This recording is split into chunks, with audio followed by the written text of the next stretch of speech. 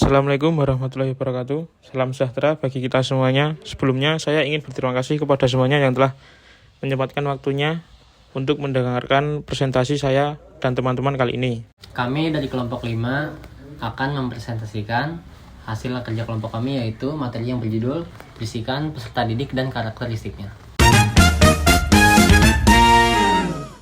Sebelumnya, perkenalkan nama-nama anggota kelompok kami. Yang pertama ada Muhammad David Firmansyah, yang kedua Bima Fajri Tamami, yang ketiga Ralendo Mesposo, yang keempat Didik Pribadias, yang kelima Iman. Yang pertama ada latar belakang. Proses pembelajaran dapat berlangsung secara efektif atau tidak sangat ditentukan oleh seberapa tinggi tingkat pemahaman pendidik tentang karakteristik yang dimiliki peserta didiknya. Pemahaman karakteristik peserta didik sangat menentukan hasil belajar yang akan dicapai, aktivitas yang perlu dilakukan, dan asesmen atau evaluasi pembelajaran yang tepat bagi peserta didik.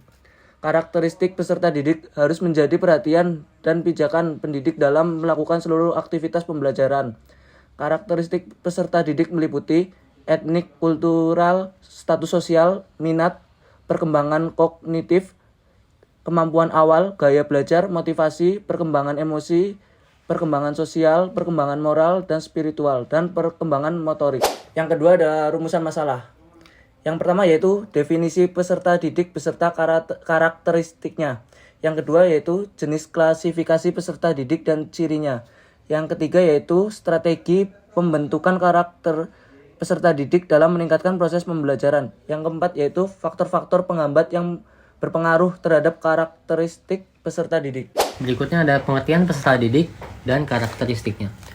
Peserta didik adalah siswa yang sedang belajar di sekolah atau program pendidikan. Karakteristik peserta didik meliputi berbagai aspek seperti etnik, kultural, status sosial, minat, perkembangan kognitif, kesempatan awal, gaya belajar, motivasi, perkembangan emosi, perkembangan sosial, perkembangan moral dan spiritual, dan perkembangan motorik. Guru harus mengenal dan memahami karakteristik peserta didik yang berbeda-beda. Karena itu, menentukan aktivitas yang perlu dilakukan dan asesmen yang tepat bagi peserta didik. Berikutnya ada klasifikasi ciri-ciri peserta didik dan karakteristiknya. 1. Usia. Peserta didik dapat berasal dari berbagai rentang usia, mulai dari anak-anak, prasekolah hingga dewasa. 2. Latar belakang sosial ekonomi. Faktor-faktor seperti pendapatan keluarga, status sosial, dan akses terhadap sumber daya dapat mengaruhi pengalaman belajar peserta didik. 3. Kemampuan akademik peserta didik dapat memiliki berbagai tingkat kemampuan akademis, dari yang memiliki kebutuhan khusus hingga yang berprestasi tinggi.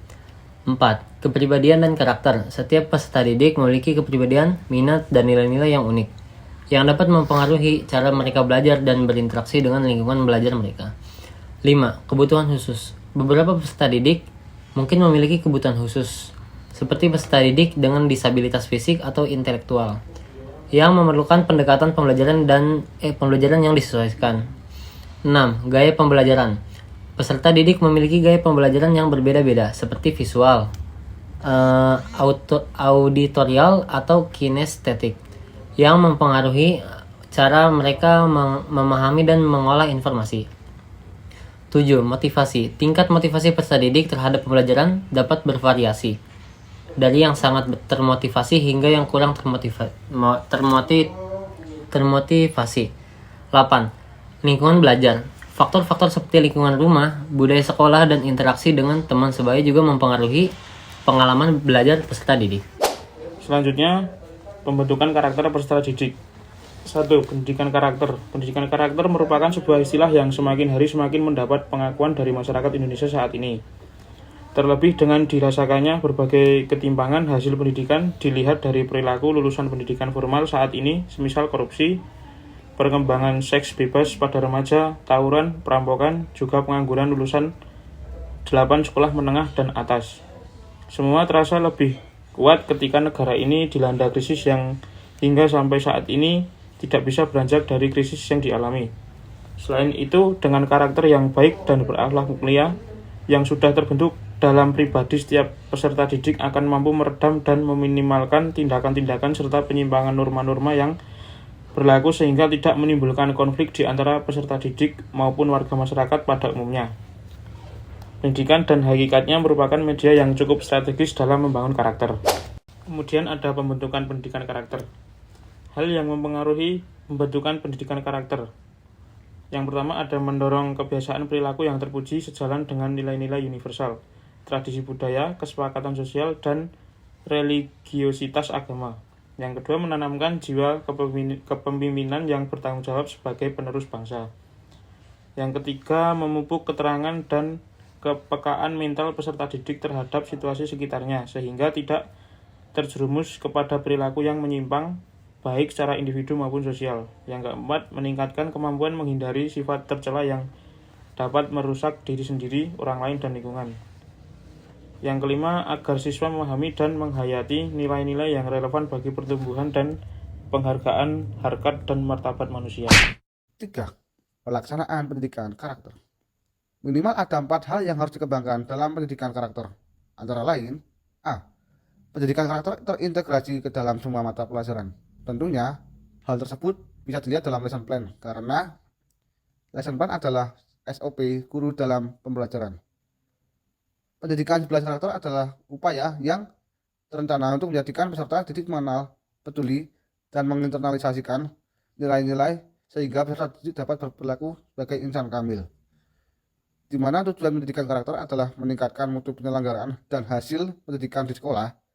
Nilai yang perlu dihayati, diamalkan oleh guru saat mengajarkan mata pelajaran di sekolah adalah religius, jujur, toleran, disiplin, kerja keras, kerja cerdas, kreatif, mandiri, demokratis, rasa ingin tahu, semangat kebangsaan, cinta tanah air, menghargai prestasi, bersahabat atau komunikatif, cinta damai, senang membaca, peduli sosial, peduli lingkungan, dan tanggung jawab. B. Pendidikan karakter terbangun dari budaya pengelolaan sekolah. Pengelolaan yang dimaksud adalah bagaimana pendidikan tersebut meliputi nilai-nilai yang perlu ditanamkan muatan kurikulum, pembelajaran, penilaian, pendidik, dan ketenaga kependidikan, serta komponen yang terkait lainnya. Dengan demikian, 10 manajemen sekolah merupakan salah satu media yang efektif untuk dalam pendidikan karakter sekolah. C. Pendidikan karakter terlihat dalam kegiatan ekstrakurikuler. Penanaman nilai-nilai karakter melalui kegiatan ekstrakurikuler meliputi pembahasan akhlak mulia, kegiatan masa pengenalan masa sekolah atau MPLS, kegiatan organisasi siswa intra sekolah, OSIS, tata krama dan tata tertib kehidupan sekolah, kepramukaan, upacara bendera, pendidikan pendahuluan bela negara, pendidikan berwawasan kebangsaan UKS, PMR, serta pencegah penyalahgunaan narkoba. D. Membangun sinergi antara sekolah dan rumah dalam mengawal perilaku mulia pada anak. Kedua lingkungan pendidikan tersebut sangat erat kaitannya satu dengan lainnya, sehingga tidak dipisah-pisahkan dan memerlukan kerjasama yang sebaik-baiknya untuk memperoleh hasil pendidikan maksimal seperti yang dicita-citakan hubungan sekolah atau perguruan. D. Faktor penghambat. Berikut merupakan faktor-faktor penghambat dalam pembentukan karakteristik peserta didik antara lain. 1.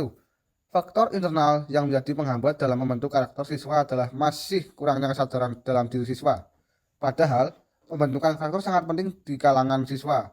Sementara, pergaulan anak sangat berpengaruh dalam pembentukan karakter. Sehingga guru faktor ini bisa berasal dari keturunan atau bawaan yang dibawa sejak lahir dan pengaruh keturunan dari salah satu sifat yang dimiliki salah satu dari keluarganya. 2. Sementara faktor eksternal berupa A.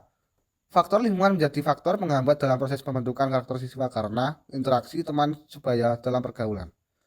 Masa perkembangan siswa sangat dipengaruhi teman sebaya. Maka dari itu, diharapkan mampu memilih teman yang membawa ke arah pergaulan yang baik sehingga kita akan mempengaruhi pembentukan karakter yang baik. B. Dengan berkembangnya teknologi saat ini, pergaulan HP dan internet mudah dijangkau oleh siswa. HP memiliki manfaat bagi siswa, namun tidak menutup kemungkinan membawa pengaruh yang tidak baik terhadap anak. HP 18 menjadi faktor penghambat dalam membentuk karakter anak. Dikarenakan melalui HP, anak menjadi lupa waktu. Kemudian ada faktor pendukung. Faktor pendukung yang pertama yaitu faktor internal. Pendukung dalam membentuk karakter siswa adalah kebiasaan-kebiasaan siswa yang baik dilakukan secara rutin, maka akan lebih memudahkan guru dalam proses pembentukan karakter siswa. Contohnya, kebiasaan ketika di rumah selalu diajarkan sopan santun, disiplin, dan sholat. Maka dari kebiasaan siswa bisa lebih mudah dibimbing dan diarahkan.